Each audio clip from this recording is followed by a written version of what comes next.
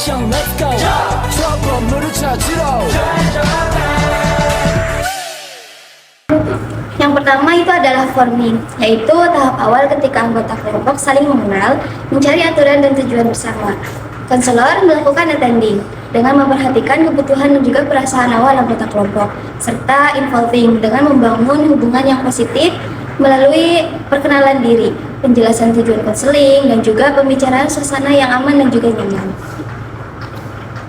Ayo masuk. Permisi Kak. Ya, permisi Kak. Permisi Kak.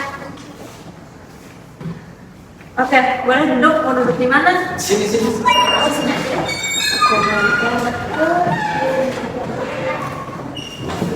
selamat pagi semuanya. pagi Kesini naik apa tadi? Aku kesini tadi naik kapal. Nyetir sendiri. Iya. Yang lain? Kebetulan aku ngekos sih, jadi kebetulan Kak. Lumayan hemat ya, hemat keuangan. Kalau aku juga naik motor. Terus, kalau aku naik motor motor, ada nyetir sendiri. Yang satunya apa? Udah sarapan belum? belum Kak Alhamdulillah berhasil. Belum. Kenapa belum? karena siang Siang sarapan dulu ya, teman siang di siang hari. Kalian udah pada saling kenal belum? belum Belum. Tapi tadi kita udah kenalkan gitu WhatsApp ya. Tadi kita belum saling kenal. Oke, kenalan dulu kali ya. Dari siapa dulu? Aku dulu aja. Boleh. Halo. Halo teman-teman. halo Kenalin, nama aku Nurhaliza Syarifah. Aku sering dipanggil Asya. Ya. Ya, aku dari jurusan psikologi semester 4. Udah lanjut atau alamatnya? Alamatnya di mana? Alamatnya aku di Cirebon Timur, Jauh ya? tepatnya di Karangmekar, ya. Tapi yang Ini dari kamu? aku Najwa Alina Nabila, mahasiswa psikologi semester 4 juga. Tapi kita beda kelas. Oh, beda kelas. Aku salah kata. Ya. Aku kebetulan aku orang Brebes tapi posisi di Oke. Kalau masnya? ya perkenalkan nama aku Muhammad Basri Dua dari semester 4 jurusan psikologi juga sama semuanya di kelas. Terus kalau alamatnya itu saya dari Rempon Cirebon. Oke. Perkenalkan, nama aku Rena Tuharto. Aku biasanya dipanggil Lele, ya. Terus aku juga mahasiswa sekolah dari kelas F gitu. Aku orang Kuningan, jauhnya aku Berarti rumahnya jauh-jauh ya? Pakai effort buat ke kampus. Ya, Oke. Nah, aku mau perkenalkan kan. Perkenalkan nama saya Vivi Rahmania. Kalian boleh panggil aku apa aja, nama papa, tambah atau ibu juga nggak apa-apa. Oke, dalam sesi konseling kelompok kita harus menerapkan ada asas ya. Yang pertama itu ada asas kerahasiaan, ada asas keterbukaan, ada yang terakhir ada asas sukarela.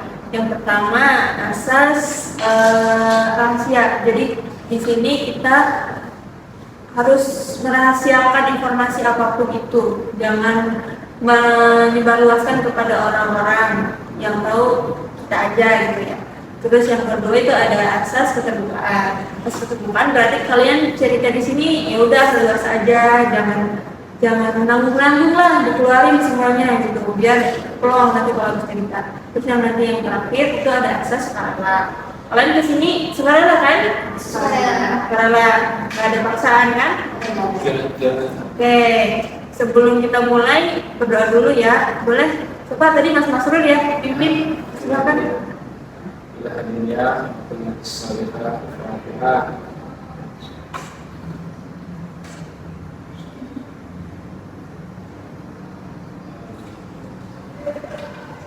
Dalam sesi konseling ini, aku boleh sambil nanti pidato nggak apa-apa ya, tadi informasi. Yang kedua adalah tahap storming. Pada tahap storming, konselor melakukan responding dengan merespon kebutuhan dan perasaan anggota kelompok yang mulai mengalami konflik internal seperti resistensi dan ketidaknyamanan dalam berbagai pengalaman pribadi, serta membantu mereka mengungkapkan pendapat dan perasaan secara terbuka melalui validasi emosi dan normalisasi kekhawatiran yang muncul. Oke, tadi kita udah catatan di grup WhatsApp masalahnya tentang keluarga semua ya. Oke, jadi kita menceritakan permasalahannya masing-masing. Nanti habis itu kita cari solusinya juga masing-masing. Oke, siapa yang mau bercerita terlebih dahulu? Aku dulu deh. Boleh.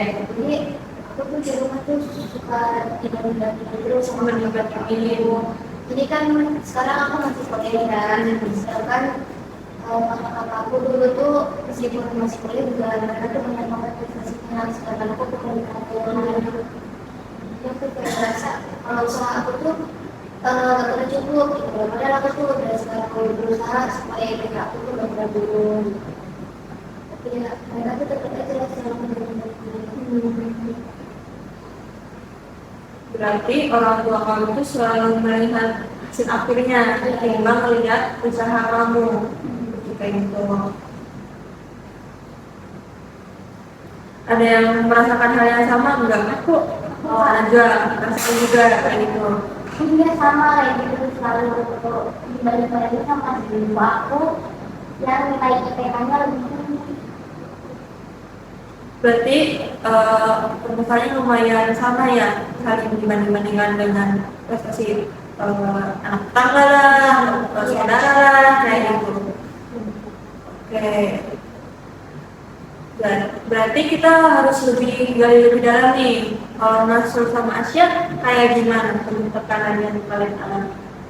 Kalau aku itu orang tua aku tuh terlalu overprotective itu loh Kak. Jadi aku tuh harus dapat nilai ini segini dan aku tuh harus yang ada tuh belajar banyak sama temen tuh gak boleh kayak kamu tuh belajar aja ngapain sih main-main nggak jelas kayak gitu dibilangin biar nanti kalau misalkan kamu main mulu IPK kamu nanti turun, nanti kamu gak bisa dapet IPK bagus segala macam kayak gitu Pak. Oke, berarti harus belajar terus setiap hari, waktu bermainnya juga kurang. Biasanya kamu kalau main sama teman kayak gimana, kapan gitu?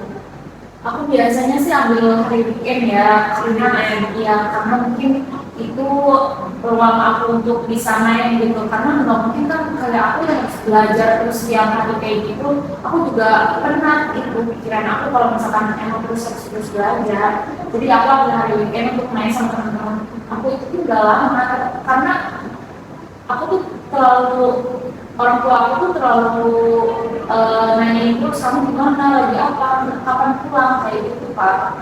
Berarti kayak parents juga termasuk gitu. Berarti kamu nggak punya waktu sendiri untuk pilih kayak gitu ya. Oke, kalau dari Mas Nasrul gimana Mas? Mereka itu punya ekspektasi tinggi dengan prestasi akademik. Jadi kalau aku nilai turun, nah mereka itu marah-marah gitu. Jadi aku tuh kesel kayak aku tuh kayak pengen keluar aja dari rumah gitu. Berarti kamu ada perasaan ingin kabur gitu. Soalnya sering diomelin di rumah, nggak diapresiasi kayak gitu kan, karena pengen kabur seperti itu. Yang ketiga, norming atau performing. Pada tahap norming atau performing ini, konselor melakukan personalizing dengan membantu anggota kelompok memahami diri mereka sendiri secara lebih mendalam. Mengembangkan kesadaran diri, konselor juga melakukan initiating dengan membantu anggota kelompok mengambil inisiatif dalam proses pemecahan masalah, mengembangkan strategi coping yang efektif, dan menyusun rencana tindakan konkret untuk mencapai perubahan yang diinginkan. Oke, dilihat dari permasalahan kalian nih, tadi aku rangkum masalahnya hampir sama ya, dari tekanan keluarga, ekspektasi orang tua, dibanding-bandingkan, bahkan mungkin kalian bisa memendam emosi sendiri ya. Oke. Terus juga ya sih, aku juga ngerasa pas sudah dengar kalian tuh, aku jadi ngerasa kalau ternyata yang masalah tentang keluarga kayak gitu tuh bukan cuma aku. Jadi aku gak terlalu merasa sendirian, jadi tidak terlalu takut gitu. Jadi ya aku kira aku doang, gimana sih cara mengatasi ini? Cara mengatasi ya itu pertanyaan bagus. Jadi sebelum kita bahas nih solusinya, kita pahami dulu dampak dari tekanan keluarga itu seperti apa. Coba, apa sih yang kalian rasakan dari tekanan dari keluarga itu dampaknya? Kalau aku sih jadi ngerasa keberharga dan jadi Berharga. iya, jadi malah makin malas sebenarnya karena dibanding-bandingin kan, jadi malas, jadi rasanya tuh kayak pengen berhenti aja daripada aku dengar dibanding-bandingin sama orang tua aku, kayak lebih baik aku ya udah deh mending nggak usah kuliah gitu, biar aku nggak dengar gitu. Oke, kalau dari Asya kayak gimana? Kalau dari aku tuh kan sebenarnya rasanya tuh kesel ya. Kenapa aku terlalu di overprotective banget sama orang tua. Rasa kesel aku tuh kayak membuat aku pengen banget ke orang tua, tapi aku juga takut durhaka. Terus tapi aku juga bingung, makanya aku pengen nanyain gimana ya caranya buat mengatasi masalah itu. Kalau dari Nazar kayak gimana? Kalau aku merasa sama kayak lain sih kak, merasa insecure, kayak insecure, terus kayak aku gak sehebat orang-orang lain gitu. Kalau dari Mas Tur, Ya, kalau aku merasa ya sering cemas dan bisa tidur gitu. Kadang kayak nggak berharga banget gitu, kayak nilai jelek tuh. merasa nggak berharga karena nilai jelek gitu ya. Oke, nah dampaknya berarti cukup besar ya terhadap kesehatan mental kalian. Jadi Mas Tur bilang kamu tuh merasa nggak berharga ketika nilai jelek itu.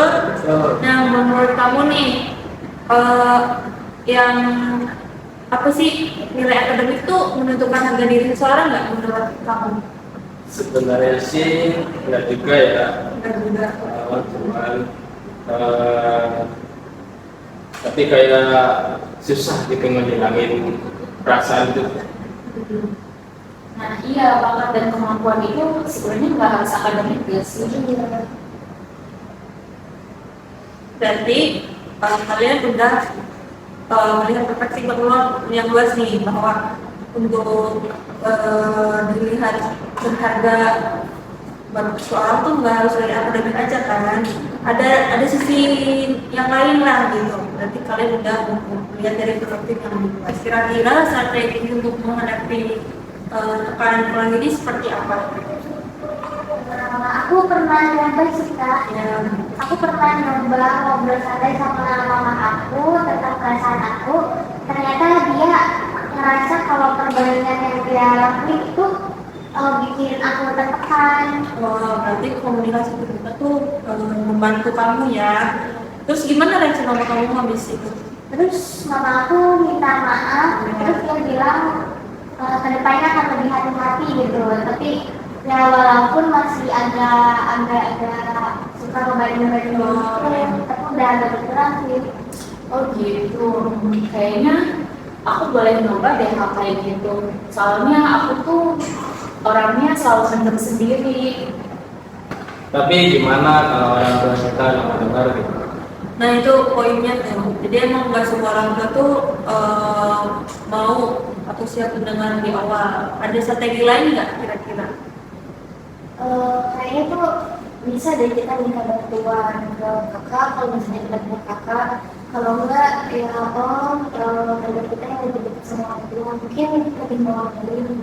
Atau enggak bisa dengan cara kamu kembangin bakat kamu, minat kamu di bidang yang kamu suka, itu bisa loh. Nah ini ide-ide yang kreatif nih ya. Jadi kita rangkum strateginya yang muncul yang tadi. Yang pertama komunikasi terbuka. Terus ada mediator dari saudara, orang lain. kemampuan di bidang lain seperti itu ya. Oke, bagaimana kalau kita coba latihan komunikasi dengan orang tua untuk menyampaikan perasaan yang kalian alami saat ini? Kayaknya aku mau coba deh Kak. Ya, boleh. Tapi aku nervous gitu. Nervous tuh wajar tahu. Coba kamu tarik nafas dulu. Oke, kalau udah siap boleh ya. Baik. Gimana coba kira-kira? Mungkin kurang lebih kayak gini ya. Mama Asya tuh udah besar, Asya tahu yang seharusnya waktu belajar, waktu bermain, Asya udah bisa ngatur waktu Asya sendiri dan seimbangin nilai Asya dengan bermain kayak gitu. Mungkin kalau mama papa ngizinin Asya buat bermain keluar sama teman-teman, nggak terlalu harus belajar, mungkin Asya merasa Asya punya kebebasan. Itu sih Kak.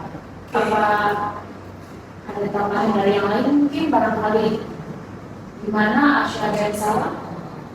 Ada yang mau tambahin? Pokoknya berikut dulu. Setidaknya kita tidak ada ngomong-ngomong ke orang tua. Itu udah cukup bagus ya. Nah, kamu udah nyoba kayak gini nih. Perasaan kamu kayak gimana? Perasaan aku ternyata nggak sesulit apa yang dibayangkan ya. Kayaknya aku bakal coba deh buat nanti ngomong pas di rumah sama orang tua. Oke, saya tadi udah coba, udah mulai berani. Jadi kalian yang tadi coba yang udah kita diskusikan strategi tadi mau mencoba kapan kira-kira? Kayaknya aku bisa lusa deh. Soalnya kalau lusa tuh banyak kesannya. Oke, kalau dari Najwa, Kayaknya kalau aku nanti deh, soalnya orang tua aku lagi di luar kota. kalau dari Mansur kayak gimana? Ya kalau dari saya kayaknya kayak gitu karena kalau dari kita keluarga saya itu sering kumpul. Ya, berarti kalian udah punya planning nih ke depannya kayak gimana gitu. 4. Adjourning. Pada tahap adjourning, konselor melakukan acting dengan melaksanakan evaluasi terhadap proses konseling kelompok dan hasil yang telah dicapai. Dan tahap akhir kelompok yang ditandai dengan refleksi, evaluasi, penutupan, dan penguatan komitmen sebelum berpisah atau mengakhiri. Oke, kita udah ada di tahap sesi akhir ya. Mari kita lanjutkan bersama perasaan kalian setelah mengikuti sesi ini seperti apa perasaannya? Kalau aku sih jadi merasa lebih baik sih, kayak yang tadinya aku tuh takut banget kalau cerita ke orang tua, tapi aku jadi merasa kayaknya gampang deh. Aku udah mulai merangkai kata-katanya nanti aku coba. Aku sama sih Kak, kayak Raina setelah sesi konseling ini aku merasa lebih lega, lebih ada gambaran dan cara aku ngomong ke orang tua tuh kayak gimana. Karena kan tadi aku juga udah praktik ya dengan cara ngomongnya, biasanya aku tadinya mendem sendirian, tapi sekarang aku udah mulai berani buat ngomong. Kalau aku merasa sedikit lebih lega sih, Kak, soalnya teman-teman di sini saling support gitu. Oke, baik aku jadi tahu gitu kalau aku sendirian dan ternyata ada cara-cara untuk menghadapi tentang makanan keluarga ini. Oke, alhamdulillah ya berarti kalian ada gambaran, ada kemajuan, ada vlog kayak gitu. Gambaran nanti kedepannya pakai strategi apa gitu. Tapi aku boleh nggak menawarkan nanti setelah yang selanjutnya untuk lihat komunikasi kalian seperti apa? Boleh ya, Kak? Oke.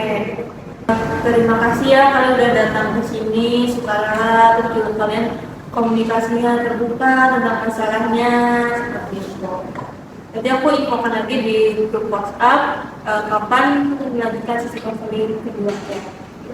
Oke, terima kasih ya semuanya. Sampai jumpa di pertemuan minggu depan. Semoga kita dalam keadaan sehat walafiat. Terima Terima kasih juga Pak. Terima kasih ya, Kak. Terima kasih semuanya.